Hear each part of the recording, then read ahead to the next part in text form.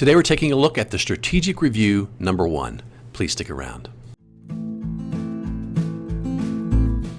I'm AZ Mountaineer. This is our channel, Old School Rules, where we celebrate the community of old school gamers and grognards who like classic RPGs, miniatures, magazines, and everything that goes with it. Today I'm starting a new series I kind of call Magazine Monday, where I'm taking a look at the periodicals in my collection. And I wanted to start with the very first periodical put out by the folks at TSR. This is the precursor to the Dragon magazine. It's the very rare Strategic Review number 1. Hope you enjoy the video. Regular viewers of my channel know that I do fanzine videos every Friday. I've got a whole playlist of those, almost 100 now, that we've looked at over the last couple of years. I also have a number of periodicals, magazines, for RPGs that are in my collection as well, and I wanted to take a look at some of those. And I thought, well, what should I start with? And it came to me, really the best place to start is with TSR's Strategic Review. It's the first RPG professional, if you will, magazine, I think, although this one maybe is a little bit in between a fanzine and a true magazine, but in any event, this feels like the right place to start. The Strategic Review is obviously very famous, pretty collectible, kind of hard to find item. So here's the first page. It's a fold-out paper, like regular 8.5 by 11 size paper. It's got this green print to it. It's printed in the spring of 1975, and they started off by doing this on a quarterly basis.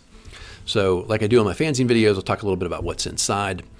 We have I'm calling it an editorial. And notice about this thing they're calling the Strategists Club or Strategists Club. Some TSR news about what their company is producing. Creature feature, that's a new monster. Wargaming World, talking about what's going on in the world of wargaming. The Armory, which is talking a little bit about a weapon. Castle and Crusades, which if you read like John Peterson's stuff or other history of the hobby, you know that Gary was part of this Castle and Crusade Society as part of the International Federation of Wargaming. So he's got some notes in there. A solo dungeon adventure, which is sort of their special item this time, and something called Mapping It Out. As far as I can tell, the only names mentioned here are Gary Gygax and Brian Blume. I'm not sure if anybody else was participating at this point or not.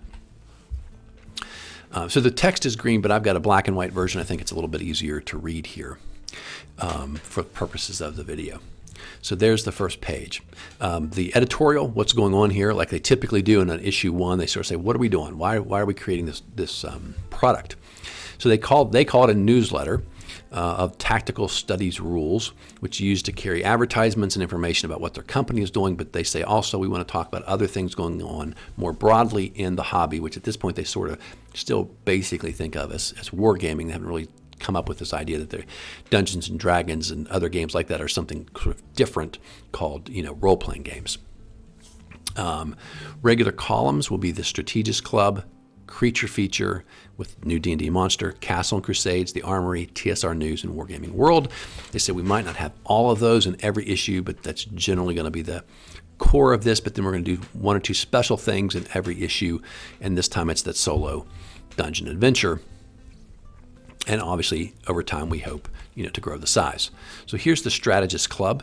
It's a special club you can belong to only if you are a subscriber. I think they say a subscriber. I think they mean to the Strategic Review.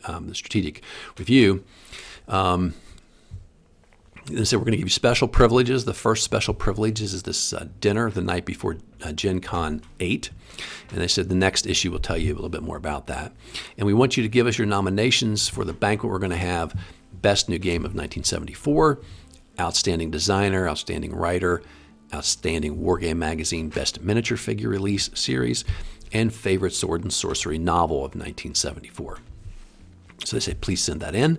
And here's your special member item for this time, which is your 50 cents off if you want to buy a copy of Tractics. TSR news. What's going on in the world of TSR? Well, the big thing is that some of the early publications before Dungeons & Dragons were done by a company called Guidon Games, and they've regained the rights. That company sort of fell apart or faded, and they regained the right to be the publisher of those things. So Chainmail, which Gary wrote with Jeff Perrin, Don't Give Up the Ship, which I think he wrote with Dave Arneson, Tractics, which is a combat board game or a war game, all came out in sort of the booklet size, right? That smaller size printing. And those are all being reprinted and re-released under the TSR logo, if you will. So here's for me, the most exciting thing about this is the first appearance of the Mind Flayer, one of my favorite Dungeons and Dragons monsters.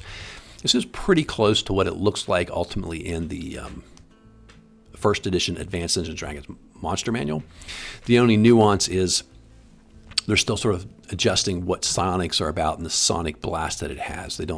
This comes out in 75. I think the Eldritch Wizardry, which had rules for psionics, comes out in 76. So there's sort of, it's a cusp of what this sort of mind power stuff is all about.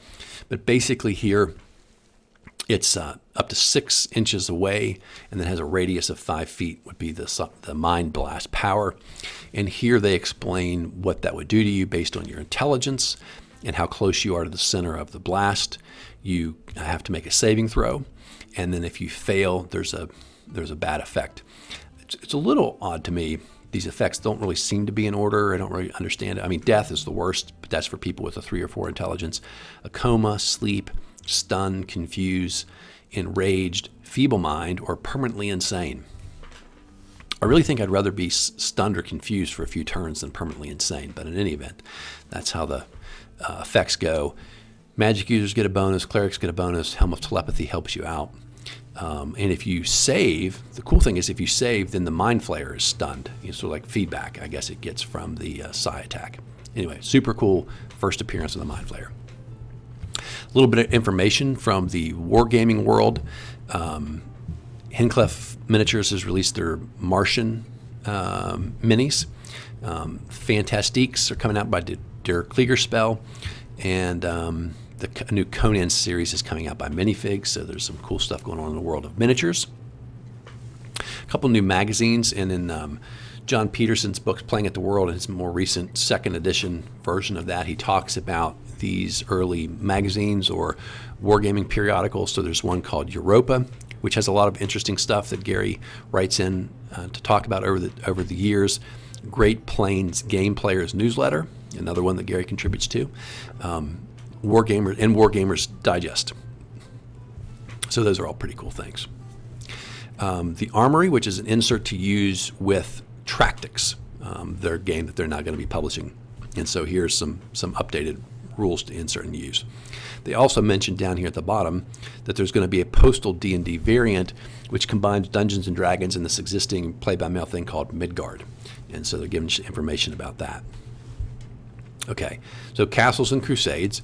As he says, some readers will harken back to the Castle and Crusade Society, originated by the Lake Geneva Tactical Studies Association, that becomes the IWF.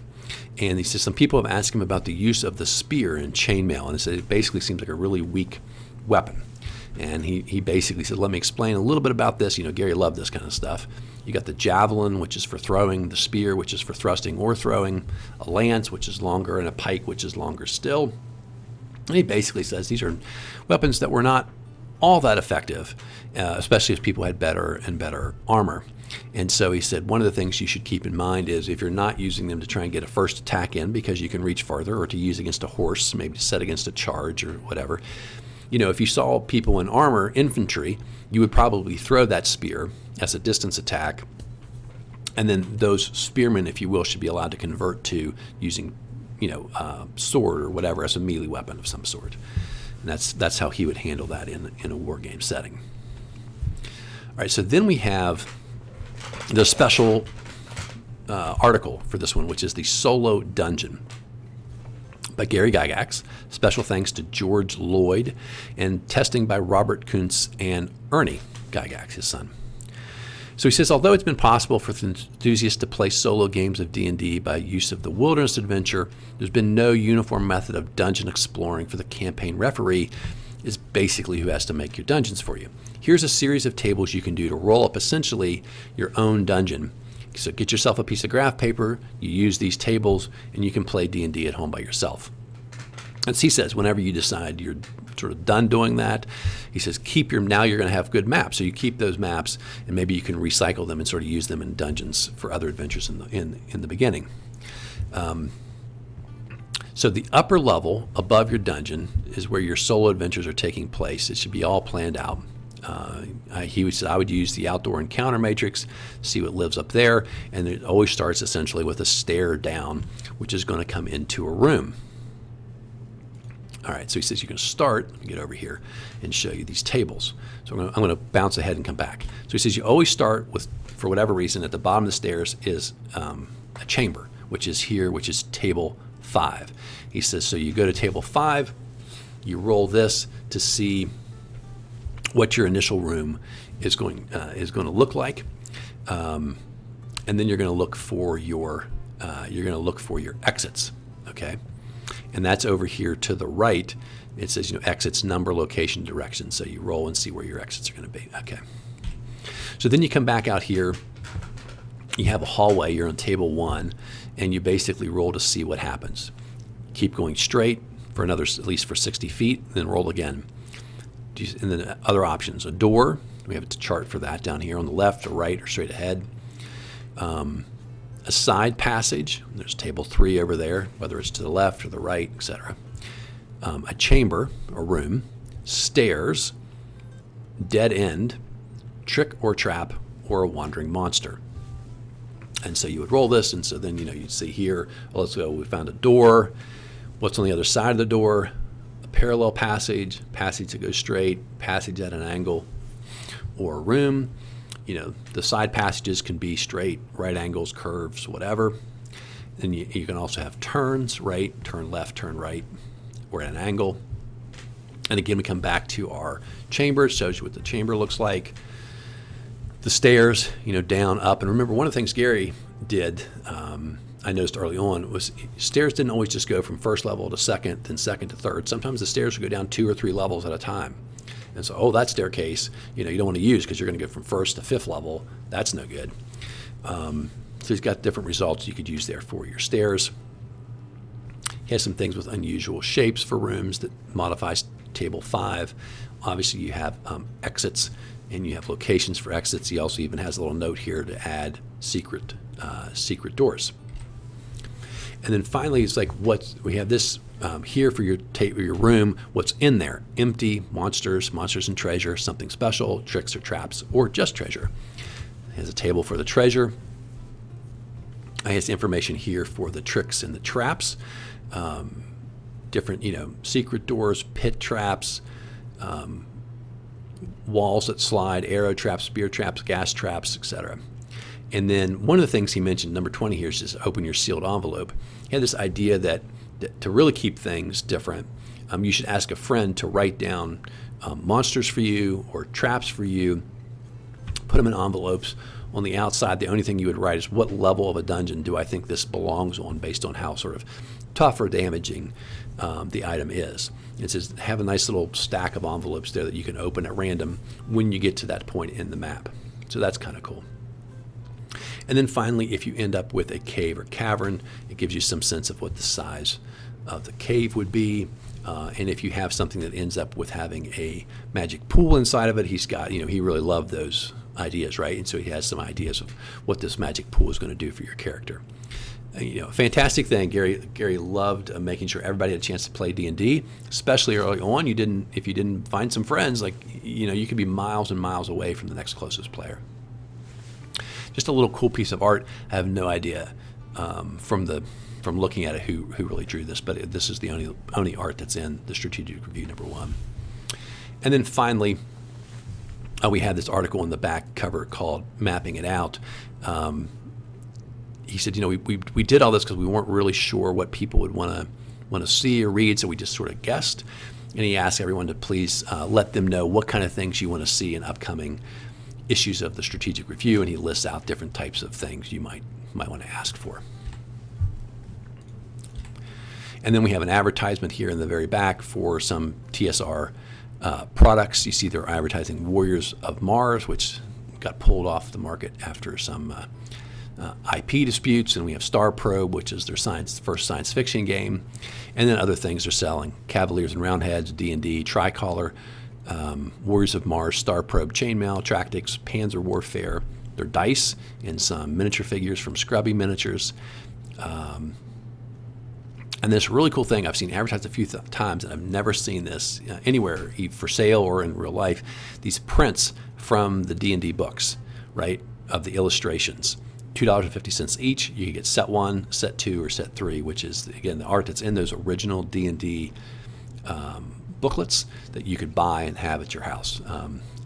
I think they're real. I think they're out there. I just never have a chance to see them.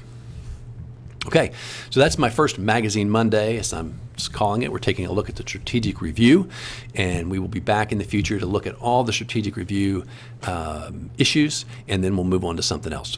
Hope you guys are having a great day.